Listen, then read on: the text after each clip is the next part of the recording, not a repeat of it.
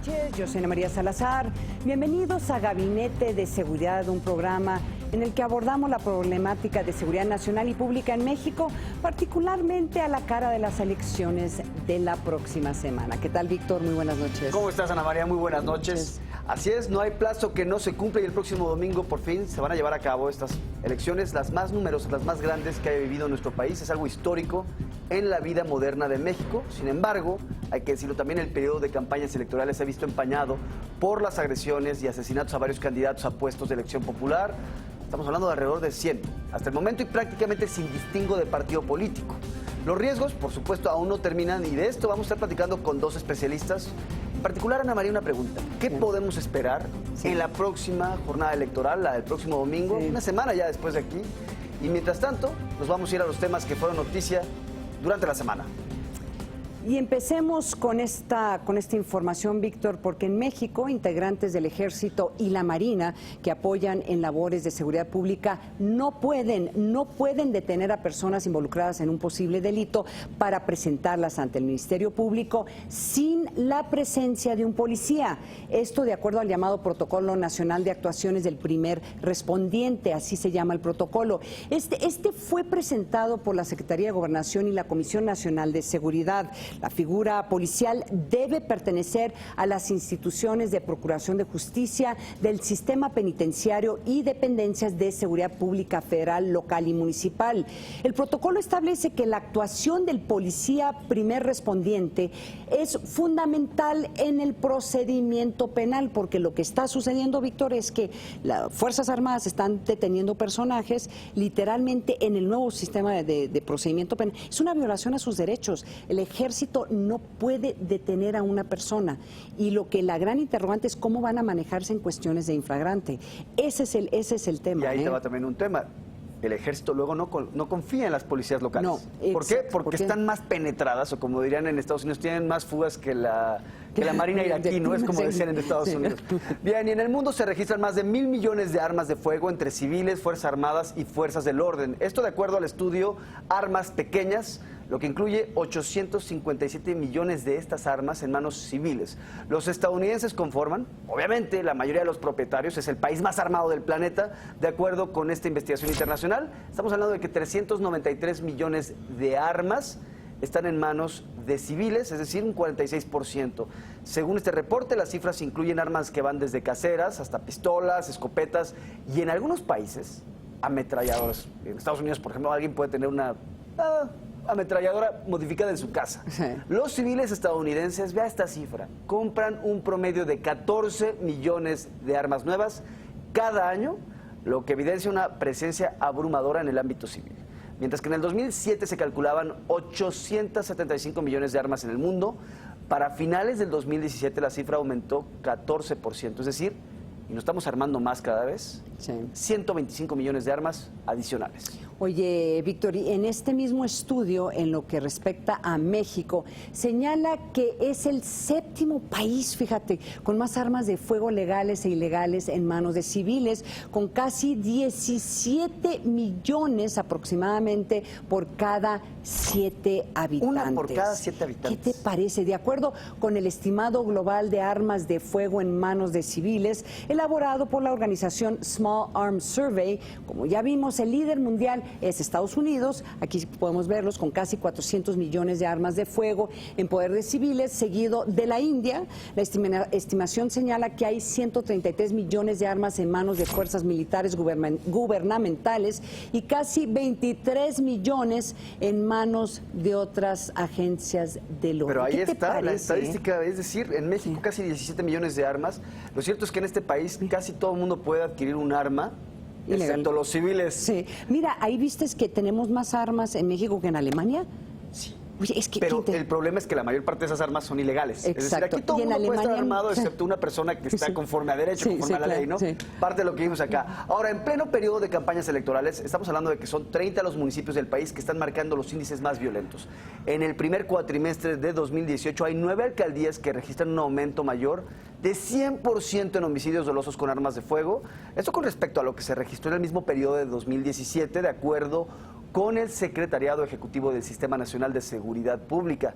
Destaca el caso, Ana María, de Tepic, Nayarit. Allá en ese momento los grupos delictivos han incrementado de tal grado, están aumentando en un 555% las muertes violentas, seguido de las alcaldías de Irapuato y Salamanca. En Guanajuato, zona huachicolera, ahí se presentaron aumentos de 387 y 358% respectivamente. Los asesinatos con arma de fuego, por cierto, son los que más están dominando. Por cierto, en esa entidad se han registrado las cifras más altas de homicidios dolosos y culposos del país, luego de rebasar los 1,000 casos en tan solo 4 meses. 1,000 casos en 4 meses. Más preocupante, en destinos turísticos como Cancún, en Quintana Roo, las autoridades reportan un alza del 300% de los asesinatos, que pasaron de 22 a 88 casos en un año. ¿Y por qué digo que es más preocupante? Porque esa es una de las grandes fuentes de divisas de este país. Está matando la gallina de los huevos de oro. No, ya mataron a la gallina de los huevos de oro en Acapulco. Esa se murió. Pero en lugar de aprender de lo que sucedió en Acapulco y tener cuidado y asegurar que eso no le vaya a pasar a otros. Se repite en Cancún y en Los Cabos. Oye, ya hemos, Víctor, hablado del robo a transportistas del país. La Confederación Nacional de Cámaras Industriales informó que este delito creció 106% en solo 10 años, tanto debido al alza de costos de operación y la inseguridad, tanto por robo de unidades de transporte como por robo de combustible. 15 de las 160 empresas transportistas que prestaban servicios a Pemex han dejado de operar. Así lo denunció la Cámara Nacional de Autotransportistas de Carga, la Canacar. Esta crisis por la que atraviesan los transportistas pone en riesgo el abasto de combustible en el país, ya que participan con el 30% de la distribución del energético. En lo que va del 2018, cada mes se roban un promedio de 16 unidades de transporte, comparado con el año pasado, cuando eran solamente 14 unidades por mes. En este programa yo creo que nos van a acusar de pesimistas, pero es que es la realidad que nos marcan las estadísticas. Estas son las declaraciones que nos dan distintos grupos. Finalmente hay un recrudecimiento de inseguridad en distintos ámbitos. Ahí lo vimos en el de los transportes. Y ya que estamos hablando del tema del robo al autotransporte, hay que decirlo, está indudablemente ligado al robo de combustible. Vamos a centrarnos en un tema, Puebla. Esta es una de las entidades más críticas en lo que se refiere a huachicol. Incluso hay varios candidatos que han sido ligados al huachicoleo y que también han sido asesinados. Vamos a ver esta investigación especial. Enviamos a un reportero, Andro Aguilar, reportero del financiero Bloomberg, a esta zona tan difícil de entrar, al Triángulo Rojo. ¿Cómo se van a llevar a cabo las elecciones en donde reina el huachicol?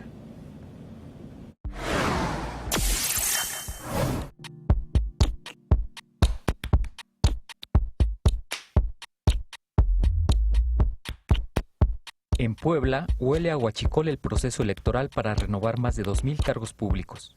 La entidad encabeza el número de tomas clandestinas de combustible y tiene la más alta cifra de candidatos relacionados con el tráfico de hidrocarburos.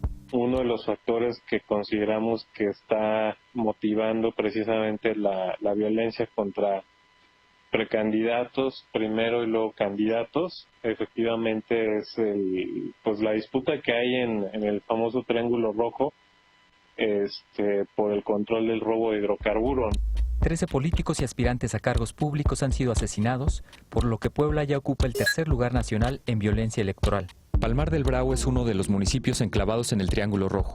Martín Mirón López, de la coalición Juntos Haremos Historia, renunció a su candidatura cuando fue señalado de ser tío de Jesús Mirón López, vinculado por las autoridades con el robo de combustible.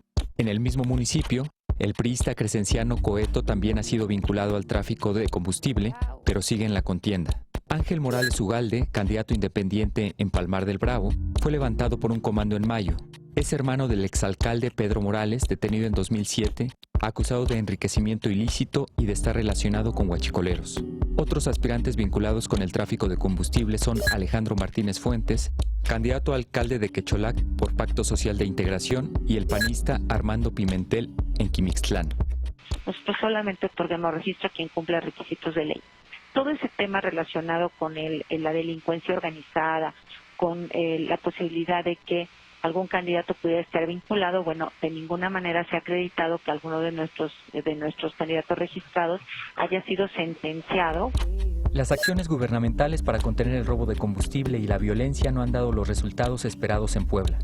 Sí, hemos tenido ya quejas de varios candidatos de amenazas, ya de agresiones directas en varios municipios, por ejemplo el municipio de Venustiano Carranza, en el municipio de Zetamena, en el municipio de Teteles de Ávila Castillo, en Hueytamalco, en Chiautla y recientemente en Tlachichuca. Estamos hablando de cuestiones serias, amenazas de muerte, intentos inclusive de levantones, y eso nos tiene muy preocupados. A mediados del 2017, Pemex cerró un ducto que corre desde Minatitlán, Veracruz, hasta la Ciudad de México por la cantidad de tomas clandestinas al pasar por el Triángulo Rojo.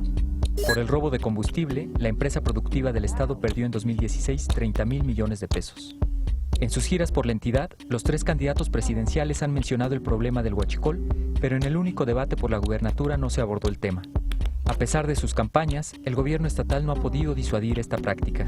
En el caso de Puebla particularmente son diversas porque estas bandas tienen presencia territorial en estos municipios, pero no solamente tienen influencia sobre esos municipios, o sea, su control territorial se extiende a otros, o prácticamente a todo el territorio de Puebla, ¿no? Sin embargo, sí hay agresiones dentro de los municipios del Triángulo Rojo. Uno de los retos del tráfico de combustible ha sido romper su base social. Con imágenes de Javier Patlán, para el financiero Bloomberg, Andro Aguilar. Y que me temo que los huachicoleros van a seguir siendo tema, caray.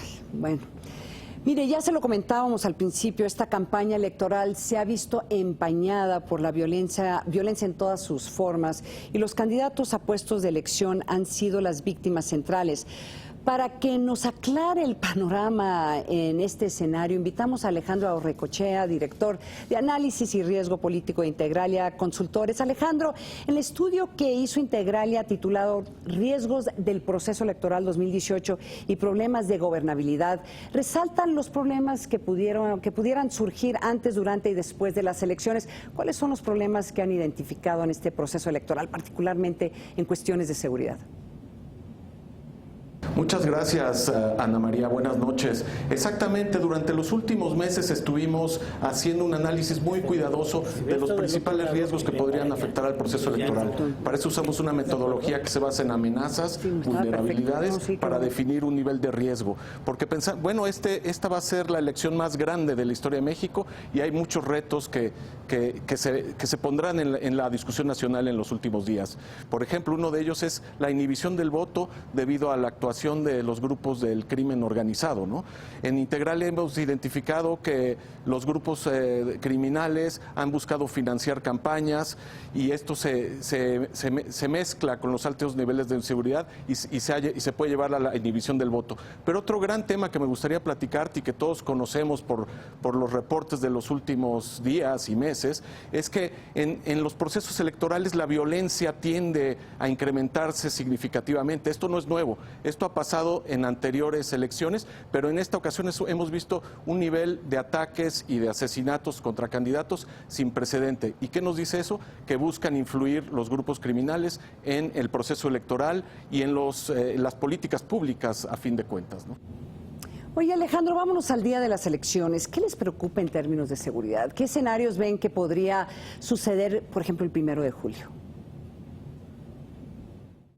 Va a ser un día muy complejo. El INE ha tenido una larga experiencia organizando elecciones, pero siempre hay riesgos. Uno de estos riesgos podría ser que a nivel local grupos sociales o grupos comunitarios pudieran en ciertas zonas impedir la instalación de casillas. Esto es algo que nos preocupa, pero que no vemos como algo generalizado. Pero sin duda podría ocurrir que no pudieran ciudadanos en ciertas localidades votar y que esto afectara la certidumbre del proceso. Pero además hay un riesgo que ubicamos en Integralia que se me hace bastante relevante y es sobre la prontitud en que se sabrán los conteos rápidos, los resultados preliminares y cómo esto podría abonar a la incertidumbre del proceso y que a fin de cuentas en estados donde haya una elección muy cerrada, que esto pudiera generar polarización social o incluso marchas o protestas en los días y semanas subsecuentes.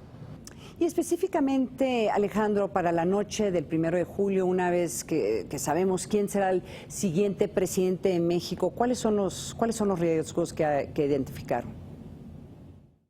Vaya, en el escenario actual parece que hay un puntero que tiene grandes posibilidades de ganar, que habrá un rango bastante amplio de ventaja, si es así como sucede el día de la elección. Eso podría hacer que la presión, sobre todo a nivel federal, no sea muy alta, que no haya mucha polarización, como por ejemplo sucedió en 2006, donde un candidato ganó por un margen muy pequeño y hubo muchísima polarización y bloqueos y protestas callejeras en los días subsecuentes. Ese riesgo no se ve tan fuerte a nivel federal, podría pasar más a nivel local. Un riesgo muy importante de seguridad hacia el futuro sería, yo vería con más fuerza tal vez, la captura de ciertos gobiernos locales por grupos del crimen organizado debido a financiamiento ilegítimo o presión a través de la violencia. Alejandro, siempre hay una preocupación latente de que la violencia se traduzca en ingobernabilidad. ¿Qué tanto les preocupa este escenario?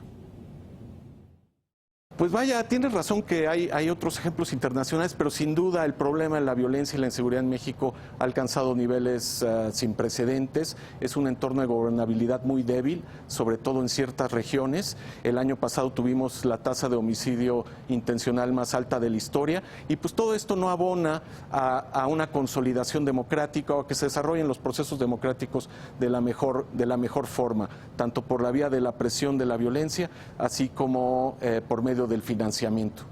Oye, pues Alejandro, muchísimas gracias por acompañarnos aquí en Gabinete de Seguridad. Gracias. Muchísimas gracias a ustedes. Bueno, yo creo que este es el momento, Víctor, de hacer una pausa, pero regresamos para platicar con el consejero electoral, Benito Nasif. Volvemos, no se vaya.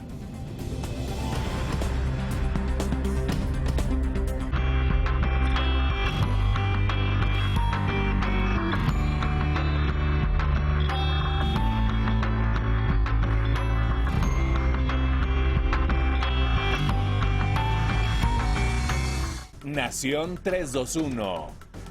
Un programa para mexicanos millennials. Contenidos para construir un mejor país. Nuevo horario, jueves, 10 de la noche. Porque reconoces lo importante, el financiero Bloomberg. ¿Cómo repercutirá la decisión de millones de mexicanos para la 11ª economía del mundo? A partir del 2 de julio, conoce el impacto de la elección en los mercados internacionales, las reacciones de los sectores productivos del país, las expectativas de las principales potencias internacionales y nuestros socios comerciales. Te decimos lo que sigue. El financiero Bloomberg.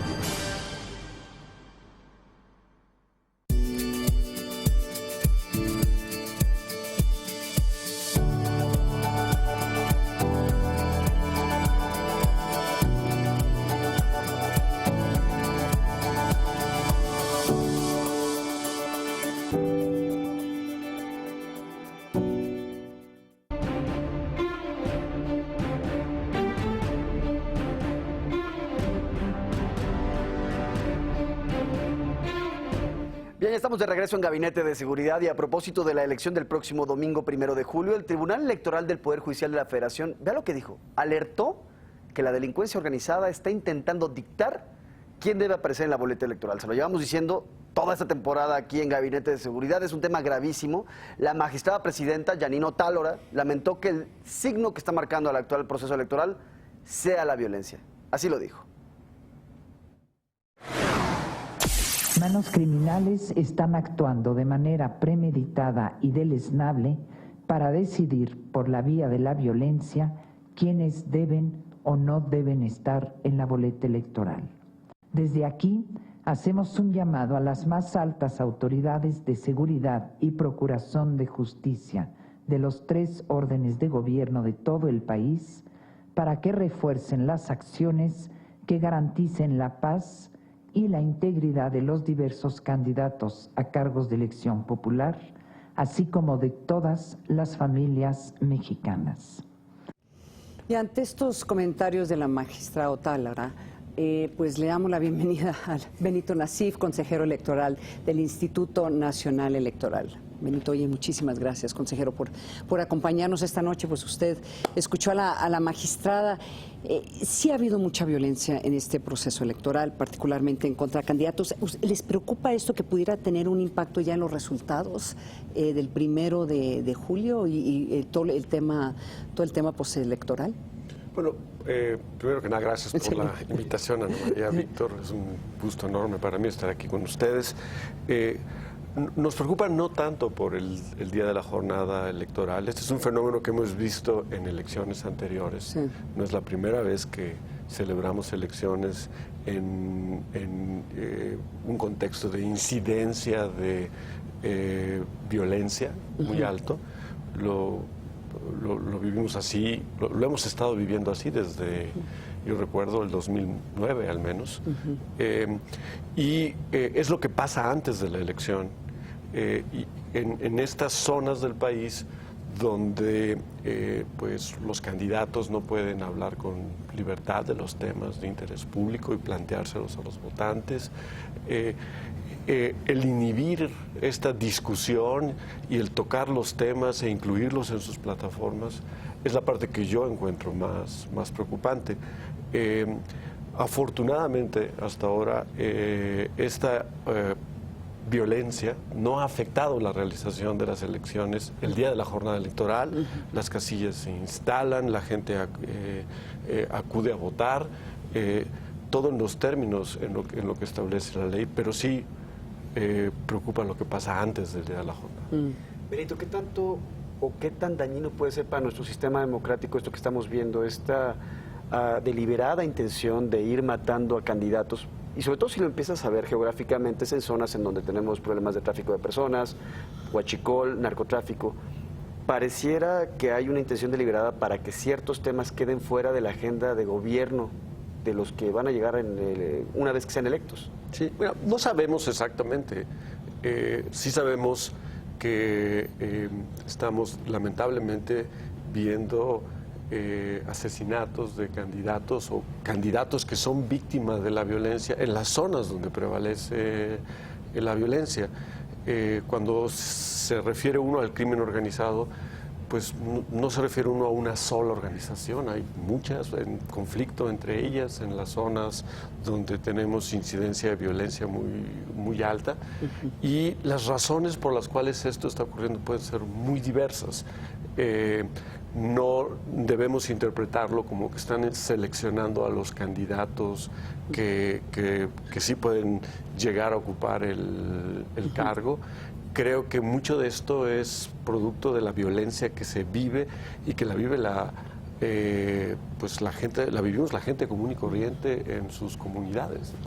El tema de la violencia no solamente está enfocado, me imagino, la preocupación de ustedes no solamente tiene que ver con violencia, que tiene que ver con el crimen organizado, ya sea traficantes de drogas, traficantes de personas, huachicoleros, pero hay otro tipo de violencia, violencia social, violencia política. ¿Qué es lo que están viendo ustedes para este proceso electoral? ¿Cómo podría impactar, por ejemplo, la instalación de las casillas el 1 de julio? Sí, esto es parte de la organización de una elección. De entrada, nosotros cuando empezamos en la parte más intensa de la organización de la elección, que tiene que ver esencialmente con la instalación de las casillas, sí, la selección de los funcionarios que van a recibir, instalar la casilla, recibir la votación y contar los votos. Sí. Identificamos aquellas zonas donde por diferentes razones se requiere una atención especial. Esa atención especial primero afecta cómo realizas la capacitación electoral, porque nuestros capacitadores y supervisores electorales hacen recorridos por las secciones que les corresponden y tienen que hacer esos recorridos adaptándose a las circunstancias de seguridad que prevalecen. ¿Han podido hacer la capacitación? Sí. O sea, no han tenido problemas. No hemos tenido problemas, no hay señales de alarma de que nuestros CAEs y supervisores no hayan podido realizar su trabajo, llegar a la ciudadanía, notificarles que fueron seleccionadas mediante un sorteo e incluso hacer su trabajo ya de capacitar y luego nombrar. Eso lo hemos podido hacer con yo pondría entre comillas, normalidad. Sí. Es la nueva normalidad en un país donde tenemos lamentablemente esta incidencia de violencia en niveles tan altos. Benito, casi se nos acaba el tiempo, nos quedan 2 minutos. Tenía una pregunta respecto a los funcionarios de casilla. En 2015, por ejemplo, había estados en donde era difícil encontrar el suficiente número de ciudadanos que quisieran estar en las casillas, particularmente en estados con alta conflictividad social como Guerrero, Oaxaca, Chiapas. ¿Han encontrado ustedes un fenómeno similar en este momento o en esta ocasión, en este proceso electoral, no están teniendo problema para poder tener a todos los funcionarios que van a estar ahí en las casillas el día de la elección? Los problemas que tenemos no son problemas que estén principalmente relacionados con el tema de seguridad. Están concentrados más bien en distritos con alta densidad urbana, en las grandes zonas urbanas, particularmente en las zonas de más altos ingresos. Polanco, aquí en la Ciudad de México, ¿no? Sí, fíjate. Curiosamente, y por razones sociológicas, más que otra cosa, de llegar directamente al ciudadano que fue insaculado en este tipo de distritos. El seguridad cibernética, estamos listos. Estamos listos, estamos preparados para lo que hemos identificado como el principal factor de riesgo, que es la negación del servicio por un ataque. Lo tenemos previsto y con las estrategias ya preparadas para ponerlas en práctica la noche de la elección. Oye, pues Víctor, se nos acabó el tiempo. Benito Nasif. Qué interesante. Sí, Hay una duda rapidísima. Tenemos un segundo. ¿Han contratado hackers para atacarse a ustedes mismos? Sí, lo hacemos. Fíjate qué regularmente. interesante. Ay, qué buena pregunta. Oye, pues muchísimas gracias y ojalá que nos acompañe pronto. Claro que sí, encantado. Gracias por venir. Y gracias venir. Gracias por venir. Víctor, se nos acabó el tiempo. Ana María, próxima semana elecciones. Y a esta hora estaremos, pues esperemos que ya con mucha certidumbre de quién será el presidente de México. Se nos acabó. No se pierda la retransmisión de este programa el lunes en punto a las 10 de la noche aquí por el Financiero Bloomberg. Que tengan muy buenas noches. Hasta luego. Bien.